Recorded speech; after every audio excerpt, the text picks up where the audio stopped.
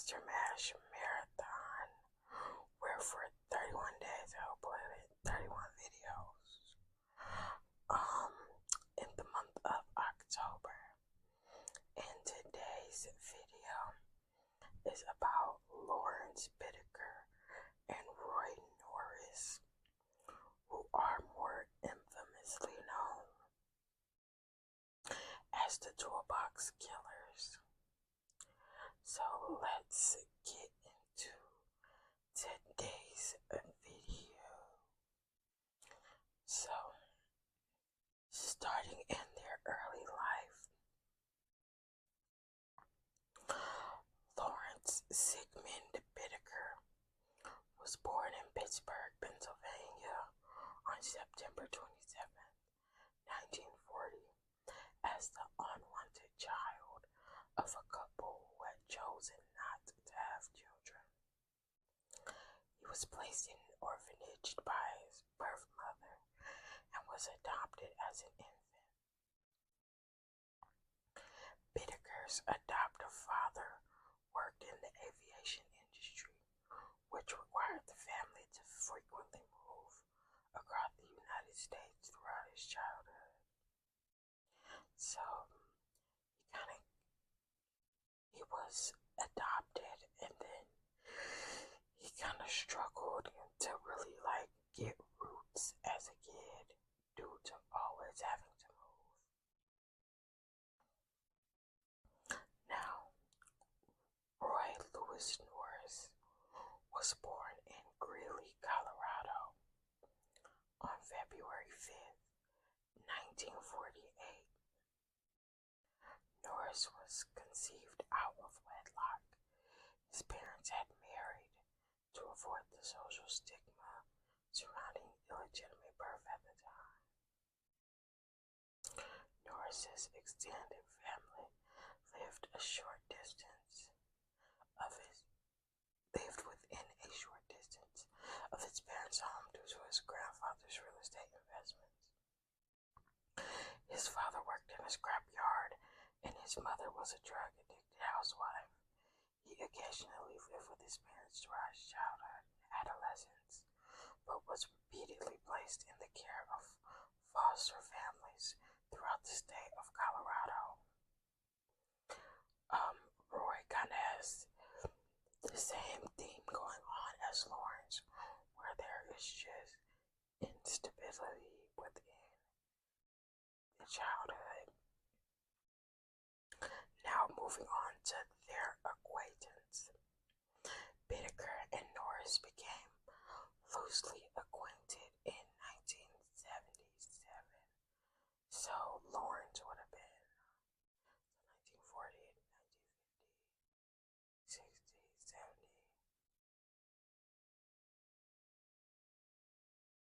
Lawrence would have been 37. And Roy would have been 29. I'm bad at math, y'all. That's probably so bad and so wrong. Okay. 48, 58, 68, 78 minus 177. No, he would have been 29. I was right from the beginning. 37 and 29. That's when they became loosely acquainted, and this was 1 year after Roy had arrived at St. Louis Obispo. I meant to look that up. I'm pretty sure that's a prison.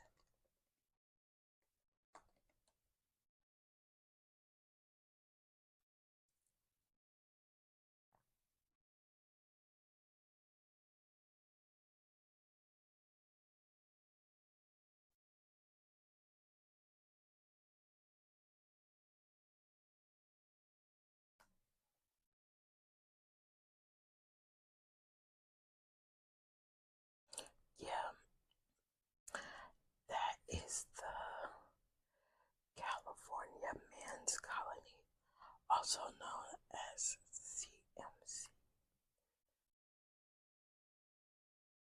It's a male-only prison It's in California. So somehow they both end up in California. And that's where they really like meet each other inside of that prison. Um, yeah. So Bittaker, which is Lawrence, initial impression of Norris, which is Roy, upon arrival at California Men's Colony, also known as CMC, was that he was a savvy individual who largely associated with hardened criminals from motorcycle gangs, in addition to dealing contraband drugs. The pair gradually became more acquainted and began talking in friendly terms. When Norris taught Bittaker how to construct jewelry. According to Norris, Bittaker saved him from being attacked by fellow inmates on at least 2 occasions. By 1978, the pair had become close acquaintances, discovering that they shared an interest in sexual violence and misogyny. With Norris also divergent to Bittaker, the biggest stimulation for him was seeing a frightened young woman, adding this to the primary reason why he had amassed a lengthy record for sexual offenses. Well, that's disturbing. Bittaker, who is not known to have committed any sexual offenses prior to his meeting Norris, himself divulged to Norris that if he had ever raped a woman, he would kill her so that he was not to leave a witness to the crime. The pair vowed to become reacquainted once they were released. So, some time goes on, but eventually they both are released. And from February to June of 1979, Bittaker and Norris pick up 25 female hitchhikers. But this time, it's not exactly what you think. The pair did not assault these girls in any manner. These practice runs were merely a way for them to develop rouges, to lure girls into the van voluntarily, and of discovering secluded locations. So basically, they rode up and down like the coast in their van and figured out how to pick up hitchhikers, how to lure girls into their vans. They found little duck off spots that were secluded, dark. Like they really planned this out. And then they began to execute their plan until it eventually comes to an end. So, a little later, from July to October, they start picking up hitchhikers and actually going through with the rape and murder of these women. On October 31st, Halloween Day, in 1979, a 16-year-old Shirley Lynette Ledford was leaving a Halloween party when she was hitchhiking and was picked up by a dingy van that belonged to Lawrence Bittaker and Roy Norris. This deadly duo was known as the Toolbox Killers, whose main practice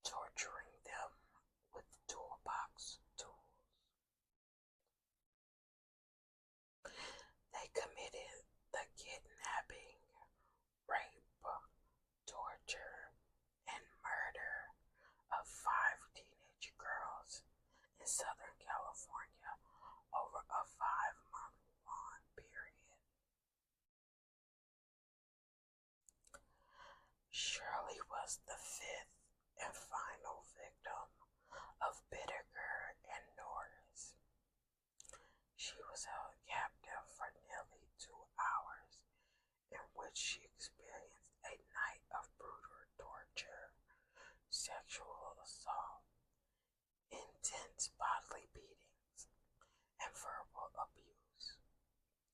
Shirley died through strangulation by a wire coat hanger, and her body was left on a front lawn and was discovered by a jogger the next morning.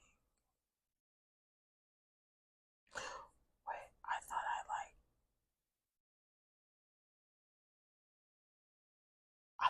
wrote up like what happened to them, you guys, but I never wrote it up, so now I have to go look it up. I know that they got caught after Shirley Lynette Lefford. That was their last one. They got caught after her.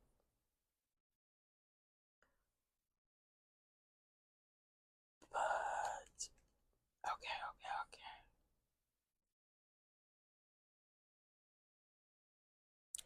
Okay, on March 18th, 1980, Norris pled guilty to all four counts of first-degree murder and one count of second-degree murder, 2 counts of rape, and 1 count of robbery.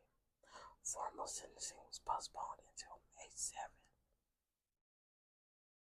In return for Norris agreeing to plead guilty and to testify against Bittaker, prosecutors had agreed to seek neither the death penalty nor life without probation at the upcoming sentencing hearing. I kind of don't like that. I get he pled guilty, but I kind of don't like that he gets to not get the death penalty when he tortured, raped, and killed those women, when he was a part of it. Anyways, prior to his May sentencing, Norris was refused by a probation officer who testified at his sentencing that Norris had again accused Bittaker of the actual torture to their victims, and that for Norris himself, the feeling of power and dominance he had over the victims was the main overriding factor as opposed to having sexual intercourse with them. The probation officer added that Norris never exhibited any remorse or compassion about his brutal acts towards the victims. The defendant appeared compulsive in his need to inflict pain and torture upon women. In conclusion, the probation officer testified that Norris can realistically be regarded as an extreme sociopath whose depraved pattern of behavior is beyond rehabilitation. See, yeah, I knew I was not feeling that.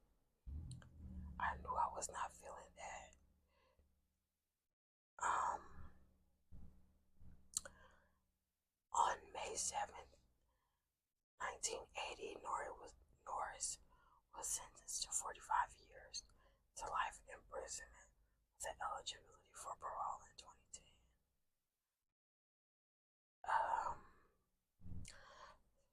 So Bittaker, on the other hand, was arraigned on 29 charges of kidnapping, rape, sodomy, and murder, in addition to various charges of criminal conspiracy and possession of a firearm. He was also charged with 2 counts of conspiracy to commit murder dating from December 1979, in which he had an unsuccessful attempt to persuade 2 inmates due to be released to murder Robin Rubeck in order to prevent her from testifying against him in his upcoming trials. The charges for the rape of Robin Rubeck would later be dropped because of lack of physical evidence, as well as Rubeck's failing to identify her attackers in the lineup. When asked by Judge William Hollingsburg as to how he pled, Bittaker remained silent, refusing to give any answers. In response, the judge entered a plea of not guilty on his behalf. So let's see what happened with the trial. Let's cut to the sentencing, really.